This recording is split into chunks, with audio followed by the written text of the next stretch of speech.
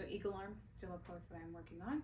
For eagle arms, typically you have the legs in place and then the arms come around and you take one arm under the other, and you tend to have, depending on flexibility and with, of course, the body and chest and things, the eagle arms can be, something where the arms of the shoulders are more open like mine are, then they kind of reach over to the other.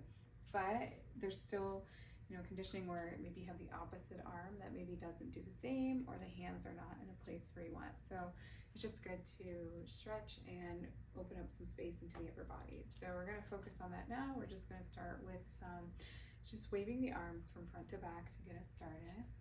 Have soft knees. Take a couple breaths to get settled in. And then we're going to go ahead, we're going to raise the arms up in alignment with the shoulders. We're going to do the same concept of waving, just taking one arm over the other.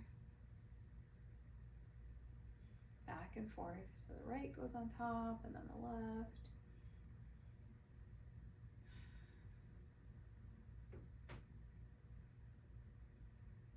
And then one more, bring the arms out, allow them to rest. We're gonna do some shoulder circles. So you could start with taking them towards the back.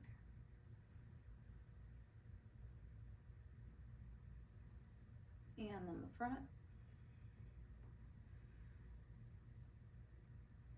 And sometimes in the stretches, we do incorporate the wrists and the hands. So you want to find some wrist circles in one direction and then the other.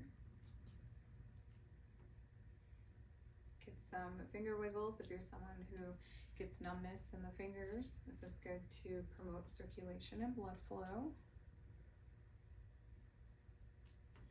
And then we're going to clasp the hands, allow the elbows to be soft, and just figure 8 the wrists in one direction and the other direction.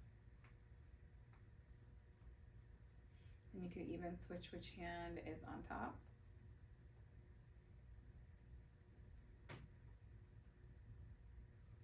And shake it out. Take a breath. We're going to go ahead. We're going to inhale the arms up towards the sky above. Clasp the hands together. Option to flip the palms out. Do a little stretch here. Relax the shoulders down. Relax the tail. You're going to go to one side for a stretch. Come back to center and take it to the other side for a stretch. Back to center. Clasp the hands behind the back. Lower. Maybe lift the chest, lift the heart.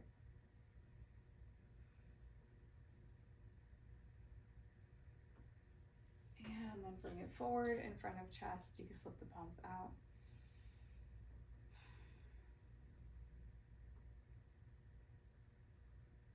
Flip the palms back in. If they were flipped out, take the arms nice and long and take one arm across the chest.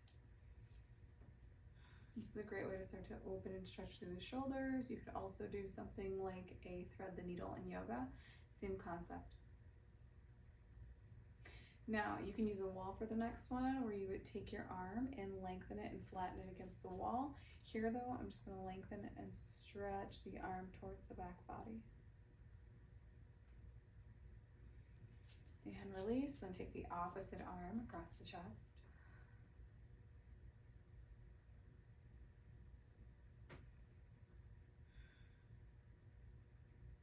And open it up nice and long.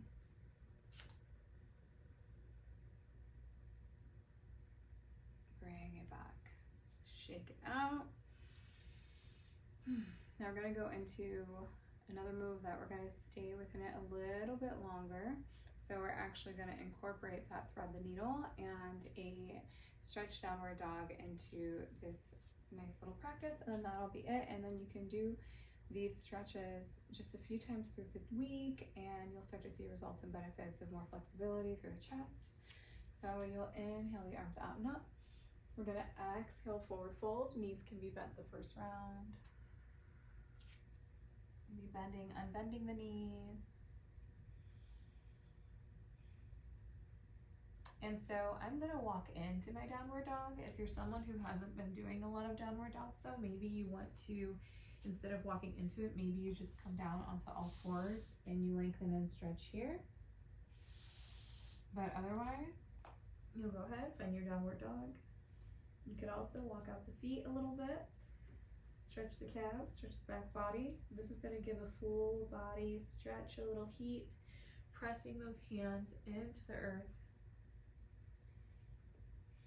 Even keep it low, because we're really focusing on the arms, the shoulders, the upper body here. Press those hands, the fingers into the earth. Take a breath, and then come down to all fours. We're gonna do thread the needle, optional on both sides. So we're gonna start with the left arm. Left arm is gonna go out, go up towards the sky, and then it's gonna come down and through underneath the right. Option to take the opposite arm long, or you can take it behind the back for a little bind. So it's really up to you where you take it. You can make any adjustments. You have your temple, your shoulder connected.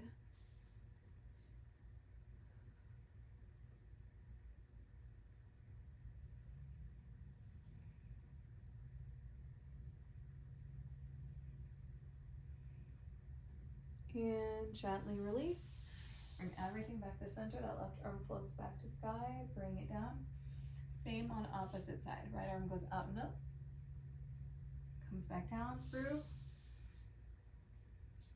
Option for the opposite arm to go long, or it can bind behind the lower back.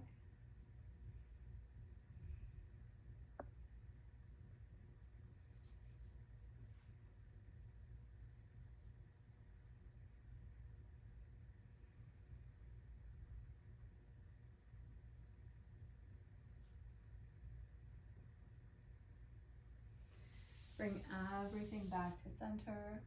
Right arm floats to sky, comes back down to the earth.